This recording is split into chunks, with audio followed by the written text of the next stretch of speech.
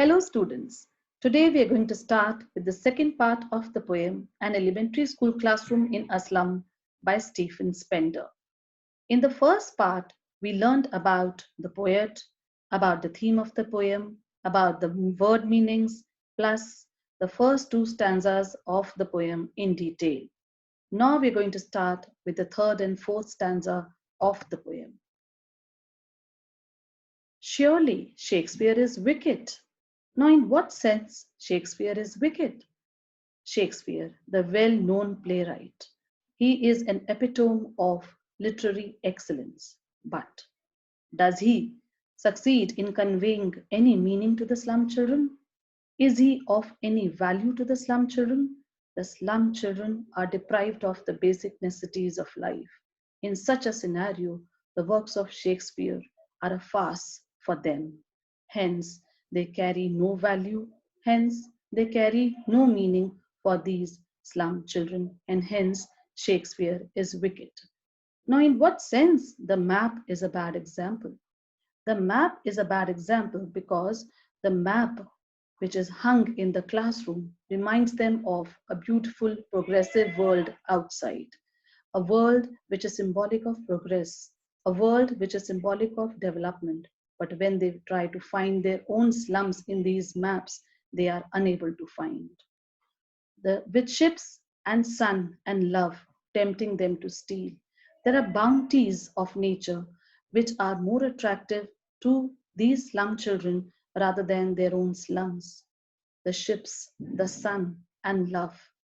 These are the things which attract them, and they are tempted towards them.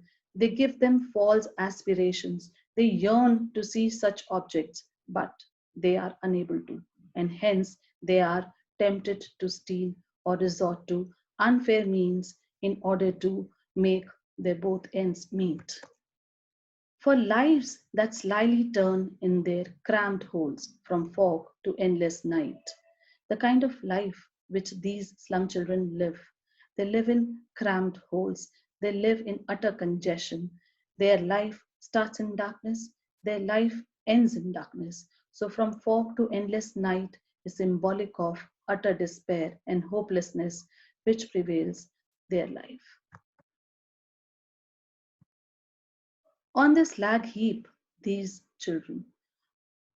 You can see the image of slag heap here, which refers to the pile of waste material. These children live in the vicinity of slag heap. They wear skins peeped through by bones. In what sense? You can see that these children are so weak and emaciated that even their bones are visible through their skins. The kind of spectacles which these children wear, they are discarded by the rich and they are made of mended or repaired glass, like bottle bits on stones. So these children, their life is so shattered and broken, like the bits of bottles on the stones. Here, like bits of bottles on the stones is a simile. All of their time and space are foggy slum. Their entire life is spent in these foggy slum. So these slums have failed to give them a respectable life. So blot their maps with slums as big as doom. Let let these slums also have a place on these maps. Only then these maps will carry any meaning to them. Otherwise, so far these slums have confined them to the narrow streets and the cramped holes, and hence these children have no say in whatsoever. Their life is just as miserable as it could be, unless governor, inspector, visitor. Now, the poet is talking about reforms. The poet is talking about changes. The poet is talking about upliftment of the slum children. Unless the people in power, like the governor, the inspector, and the visitor, the people who come for inspection, unless they do something about the slum children, unless they are geared into action, the plight of the slum children will never improve. This map becomes their window, and these windows that shut upon their lives like catacombs.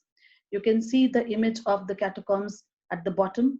What are catacombs? They are underground graves or tombs where the dead bodies are buried. So right now, the slum children's, their life is compared to the darkness of the catacombs. So it's like a simile here, like catacombs, and they hardly see any light in their lives. Break, oh break open till they break the town. So here the poet is giving a message that let the children break all the barriers which are coming in their way of progress. Let the children be shown the green fields. Show the children green fields and make their world run azure on gold sands. So let the children run on the green fields. Let the children run beneath the azure sky. Let the children run on the golden sands, and let their tongues run naked into books. Let their tongues run naked into books refers to the fact that let the children acquire knowledge. Let them read. Let them get education. The white and green leaves open. So let the pages of knowledge be open to them. History is theirs whose language is the sun. This is a beautiful metaphor here where it is mentioned that when these children will have the power of the sun, when these children will have the warmth and the compassion of the sun, when these children will be having the wisdom of the sun, then they would be able to create their own history. So once they get enlightenment through education, they would be able to create a history of their own. Now that was the end of the poem. Let's now quickly revise all the poetic devices used in the poem. First, metaphor. Gusty waves. The privileged children are compared to gusty waves, energetic, exuberant, and forward moving. So the children who are underprivileged, the children who have hardly any basic necessities of life, they are compared to the gusty waves. The futures painted with the fog. So the children future is painted with the fog refers to the fact that their future is as uncertain, as bleak as fog, sealed in with a lead sky. So the fact that these children live beneath the polluted surroundings highlights the dirt and the unhygienic surroundings in which they live. From fog to endless night refers to the darkness, refers to the despair and hopelessness which prevails throughout their life. Where skins peeped through by bones refers to the weak and emaciated condition of these slum children. Let their tongues run naked into books is symbolic of the fact that let the children acquire education, let them be enlightened. Whose language is the sun? So let the children have the warmth of the sun. Let the children be enlightened. Let the children be wise enough to create their own history. The second poetic device used in the poem is simile. Let us go through a few examples like rootless weeds. Who are compared to rootless weeds? The slum children. Why are they compared to rootless weeds? Because they are as undesirable and uncared for as the rootless weeds are, like bottle bits on stones. So the lives of the slum children is as shattered as broken bits of scattered glass smashed on stones. Next, these windows that shut upon their lives like catacombs. So right now their lives are confined to the slums, hence their life have the darkness of the catacombs or the underground burial chambers. Now next figure of speech is repetition. Far, far from gusty waves, these children's faces. Far, far, here the word far is repeated and hence it becomes repetition. Far, far from rivers, capes, and stars of words. Again, the word far is repeated and hence it is an example of repetition. Break, or break open till they break the town. Here the word break is repeated and hence it is creating an impact of repetition. The next figure of speech we are going to study is alliteration. The initial sound here, S sound is repeated, surely Shakespeare. So it becomes alliteration. From fog, F sound is repeated, so it becomes alliteration again. Bottle bits, B sound is repeated, again it's alliteration. Lives like L sound is repeated, and hence it is an example of alliteration. The next figure of speech is symbolism. Here you will find plenty of examples. Squirrel's game.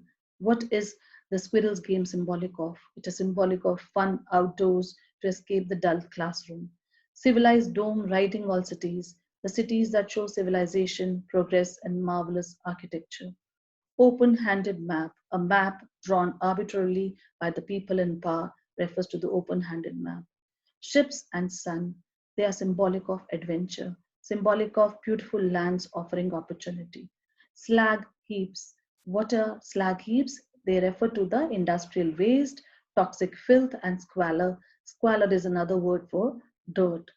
Green fields, gold sand, they refer to the nature and the golden opportunities. White and green leaves, they are symbolic of the first hand knowledge from the pages of books as well as nature. Run azure refers to the experience the rich colors of nature can give. And sun, sun is the symbol of enlightenment. With this, we end the presentation on the elementary school classroom in a slum. Do not forget to do the assignment, children. Thank you.